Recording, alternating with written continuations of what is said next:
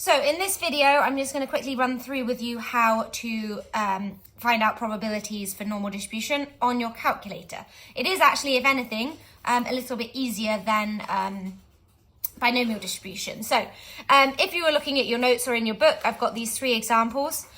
So whenever we're finding a probability, we always need to know what the mean is, the standard deviation, and then obviously also the probability that you're trying to find. So for this one, for example, we've got mean is 10, standard deviation is 2, and probability x is less than 15. So if I was going to draw a little sketch of it, my mean is 10, and we want probability x is less than 15, remembering this is continuous, so less than 15, less than or equal to 15, they are essentially the same thing. And so we're going to be wanting to find that area. Now, remembering also that this graph goes on and on and on to minus infinity. So how we use our calculators. I've got the instructions. I'm probably not going to be able to show them to you. Let's give it a go. Yeah, there we go. So we just press the menu, 7, which is the distribution one, and then number 2, which was normal CD. So I will quickly show you that. So you press menu, number 7, and then it's the option number 2, normal CD. We never, ever, ever use this normal PD. Never use it. Don't really know what the purpose of it is. So we only ever do the CD one. So option number 2. And then it gives us some things to fill in. Now, basically, because when we're finding the probability with a normal distribution, it is all about the area. And so what they ask you to put in is the lower limit, so the lower boundary, which is minus infinity for this case, and then the upper limit of my area, which is 15. Obviously, it's hard to, you can't really type in minus infinity on your calculator, so I just usually type in, press the minus button, and then press 9 like a load of times, doesn't matter how many really, and then once I press that, press equals, and it takes you down to the next line. My upper limit is 15, so just type 15. And then that symbol there, hopefully you remember that stands for standard deviation. So on this one, the standard deviation was 2. So I put that in. And that mu, that Greek letter mu, that stands for the mean, which is 10 in our case. So we put number 10 in. So then we filled in everything. So just to recap, we filled in the lower limit on this one was minus 99999. It changes it to minus 1 times 10 to the 17. Just put in a really, really small number. Minus 9999999. The upper was 15.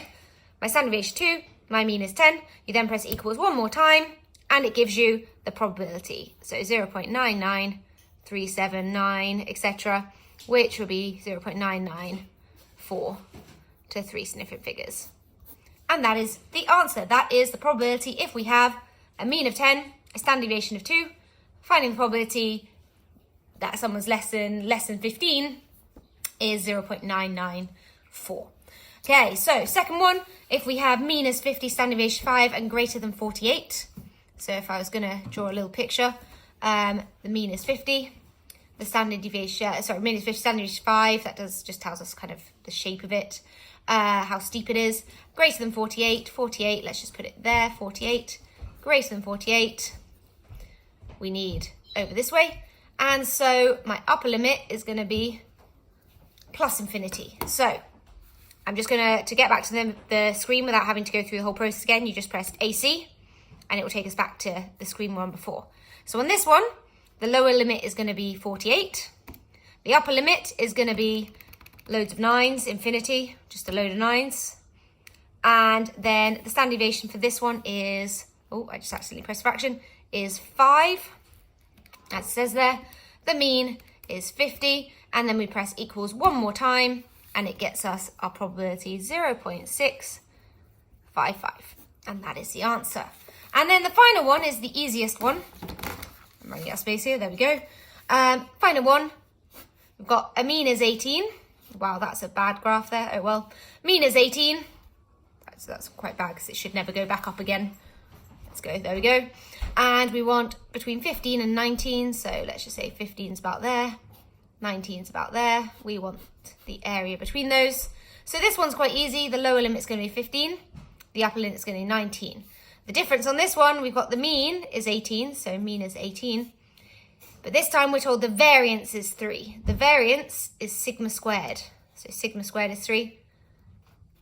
So the standard deviation is going to be square root 3 for this one. So if I grab my calculator, again, press AC to get back to the main screen. Our lower limit is 15. Our upper limit is 19. Our standard deviation is, we just press the square root button, square root 3. And our mean is 18. And again, we press the equals button and it gives us our answer, which is 0.677 to 3 significant figures. And that is all we have to do on our calculator. Obviously, rewatch the video if you do want to recap any of that again. If not, there is a form for you to fill in after.